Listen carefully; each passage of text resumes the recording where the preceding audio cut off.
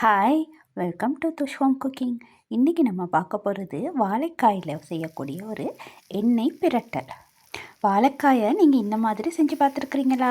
செஞ்சு பாருங்கள் எவ்வளோ டேஸ்ட்டாக இருக்குதுன்னு சொல்லி. இது எண்ணெய் போட்டு பிரட்டுறது. பாருங்கள், இதை பார்க்கவே எவ்வளோ அழகாக இருக்குன்னு. அதே மாதிரி டேஸ்ட்டும் ரொம்ப நல்லாயிருக்கும்.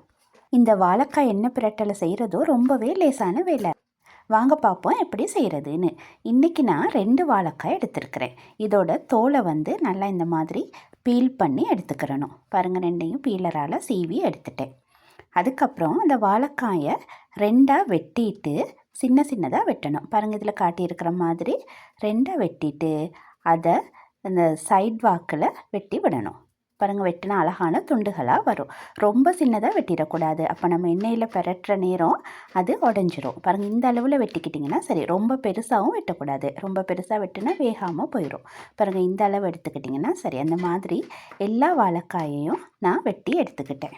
அதுக்கப்புறம் மண் பாத்திரம் ஒன்று அடுப்பில் வச்சு சூடானதும் அதுக்குள்ளே ஒரு தேக்கரண்டி அளவுக்கு தான் எண்ணெய் போட்டிருக்கேன். எண்ணெயை போட்டு சூடாக விட்டுட்டு அதுக்குள்ளே நேரடியாக நம்ம ஒரு பெரிய வெங்காயத்தை சின்ன சின்னதாக வெட்டி இந்த மாதிரி போட்டு வதக்கணும். அதுக்கப்புறம் அதுக்கு காஞ்ச மிளகாய் 3 கருவேப்பிலையும் போட்டு அதோடு சேர்த்து வதக்கி விடணும்.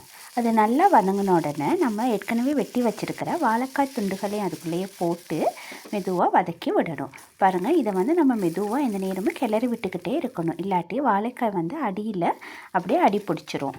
கிட்டத்தட்ட ஒரு 3 நிமிஷம் அளவுக்கு நீங்கள் இதே மாதிரி கிளறி விடணும். முதல்ல 2 நிமிஷம் அளவுக்கு கிளறி விட்டுட்டு அதுக்கப்புறம் அதுக்கு தேவையான அளவு உப்புத்தூள் போட்டுக்கிறணும். அளவாக போட்டுக்கிறணும், இல்லாட்டி உப்புத்தூள் கூடிரும்.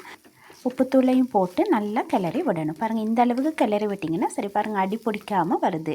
நான் இதுக்கு கூட எண்ணெய் போடவும் இல்லை. அதுக்கப்புறம் தக்காளியையும் போட்டு மெதுவாக கிளறி விடணும். தக்காளி போட்டதும் கொஞ்சம் அந்த ஈரத்தன்மை வர்றதுனால அது இன்னும் கொஞ்சம் நல்லாவே வெந்து வரும். அந்த நேரத்தில் அது உள்ளுக்கு சில்லி ஃப்ளேக்ஸும் ஒரு தேக்கரண்டி அளவுக்கு போடணும். போட்டுட்டு அதையும் நல்லா கிளறி விடணும். பாருங்கள், இன்னொரு 1 நிமிஷம் அளவுக்கு வேக விட்டால் போதுமானது. எல்லாமே சேர்த்து ஒரு 3 நிமிஷம் ஆகிற நேரம் இந்த வாழைக்காய் எண்ணெய் பிரட்டல் ரொம்ப டேஸ்டியாக ரெடி ஆகிரும். இதில் முக்கியமான விஷயம் எண்ணெய் குறைவாகி போட்டிருக்கிறோம். அதோட நம்ம எந்த நேரமும் கிளறி விடணும். அதில் தான் அந்த வாழைக்காய் நல்லா வெந்து வரும். ஸோ நீங்கள் இதை ட்ரை பண்ணி பாருங்கள்.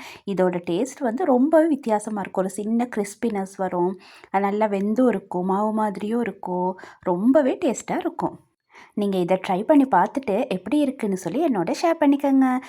துஷ் ஹோம் குக்கிங்கை சப்ஸ்கிரைப் பண்ணுங்கள். தேங்க்யூ.